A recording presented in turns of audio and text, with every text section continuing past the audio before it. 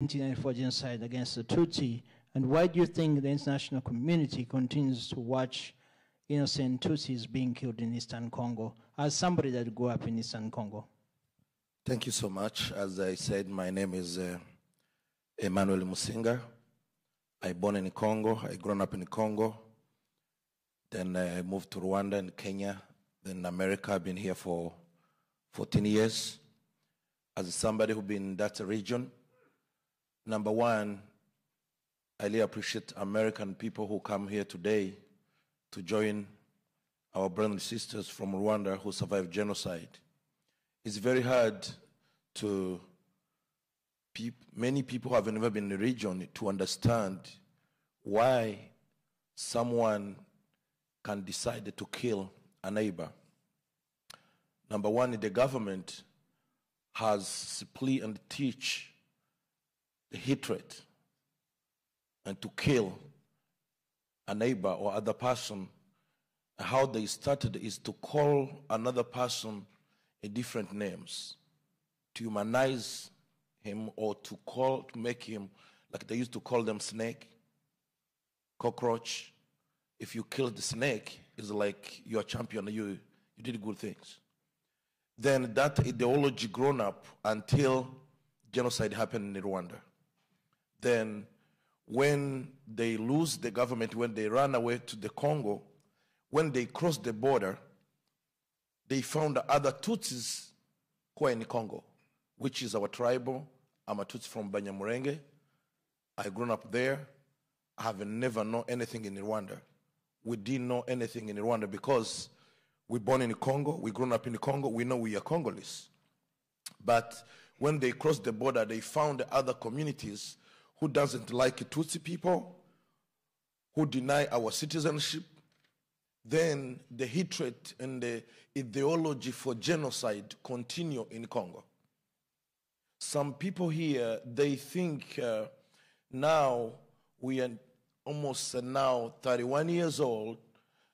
Now this all 30 years, this genocide ideology is done. You are wrong, still there. Until now, we have people who kill someone or who kill people because they look like Tutsi. They are not Tutsi, but because they look like Tutsi, you get killed. It's still going on even right now. We need to know that we need to stand up and support the truth and support the community who are killed and who are still killed until now. These things the government of Rwanda are doing to tell the nations and the communities and countries to stand up to against or to support them to stop genocide is the truth. We need to stand up and work together to stop genocide. In 1996, in my community, the Hutu, those people who killed in Rwanda, in one couple days, almost 1 week, they killed 540. From my people, I know them, my cousins, my friends, that they are not in Rwanda. Just because they are Tutsi in Congo, they look like Tutsi in Rwanda. They took over 250 kids. We don't know, they captive them, they take them.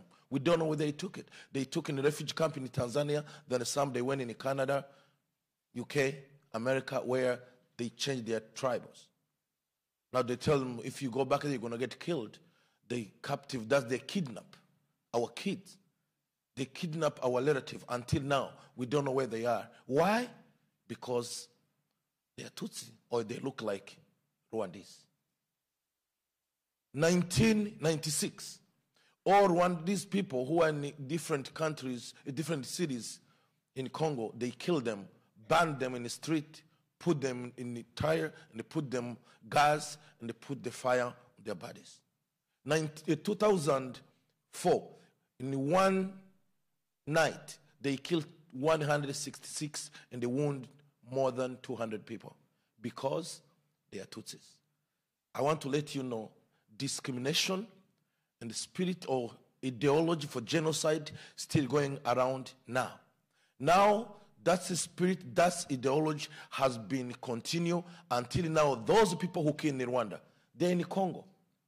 They work together with these different militias in Congo to come together only to kill a Tutsi person or someone who look like a Rwandese. We need to work together and think how we can stop and destroy the ideology for kill someone like you are killing a snake or animals. One person asked me last night, do you Tutsi people, they are born to be killed? Do we have a right to live like other people? Why we are being hunted and killed and nobody's talking about? Let me say this. Last year, 2024,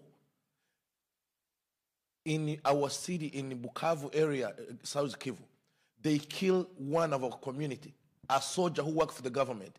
They ban him, they eat him when the people they are watching. When the nations, the government of Congo, they do nothing. In Goma, they kill someone. They ban him, they eat him when the people they are watching. Why? How you can work for your country? You wear the uniform of police or for the army, and you have the rank to work for your country. But someone come and kill you, and ban you, eat you, and then nobody's talking about. We have a human right. We have United Nations. We have MONUSCO who are in Congo. But nobody's doing nothing. If nobody's speaking on our behalf, as the community, with the other people who has a passion, we will work together until we are living like other people. We have a right to live. And we will continue to remember our beloveds until we leave this earth. Thank you. Thank you very much for those reflections. The panelists will be given about a minute or two to make concluding statements. 31 years after, Rwandans have chosen to unite, to be one. Rwandans have chosen to think big, and Rwandans have chosen also to hold each other accountable. As a young Rwandan that's been given dignity to contribute to your country, what message do you have to the international community as a way of fighting negative ideology?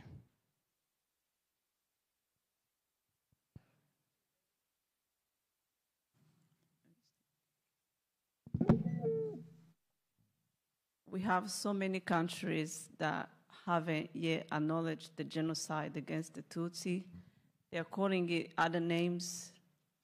They have different names, so I will ask the youth, mostly Americans, I would ask our friends, our American friends, to help us spread the message. It's the genocide against the Tutsi. There is no other name. I would like to ask everybody to take on social medias, share your testimonies like our friend did, the video. We can all do that. Share our stories. That's the only way we're gonna fight this ideology. Thank you. Thomas, what role are you playing in terms of fighting negative ideologies? I think this is one of it, but I would like really to ask the community to help us reach to the authorities. As you know, in America, the lawmakers can get far with, you have to be able to get to them and have them do something for us, speak for us, because we are a small community and we need our voices heard. And it's very hard because in the world of the politics, it's the interest most of the time that counts. And in fact, 1994, we were not, people were not interested in Rwanda, and that's why they died. And that's why in Congo, Tutsis are dying because they are not interested. UN has like 30,000 strong units there who have arms and everything, but they are worried about something else, obviously. Even if they went there saying that they are going to protect these people. People are being burned, villages are being burned in front of the UN army. and that they won't raise a finger. So, and the one thing I want to say, we don't enjoy talking about these things, guys. This is not something fun to talk about. We don't have fun talking about this. We have to talk about this because it's a matter of life and death. In that picture I was showing my son, I was showing him the wars, and he was asking me questions that many times I would not be able to talk about. But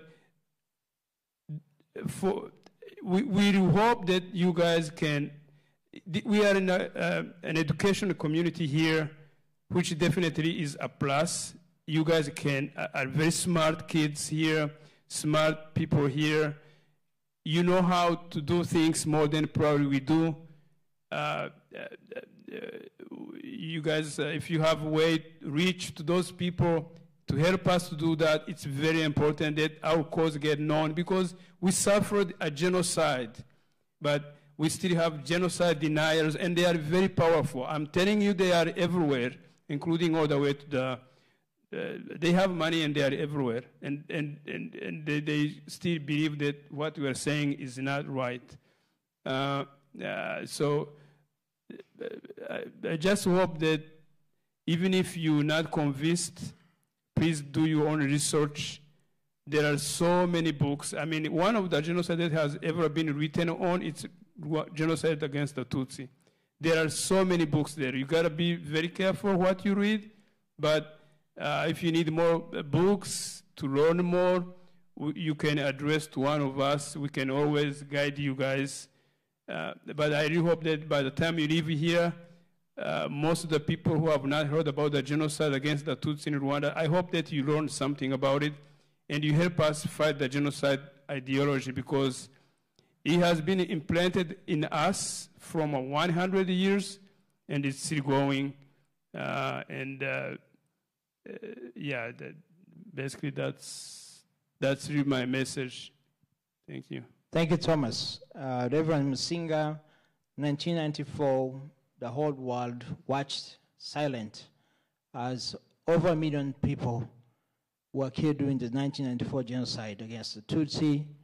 But due to the resilience and determination of the Rwanda Patriotic Front and the RPA, with the leadership of under President Kagame, were able to stop the genocide.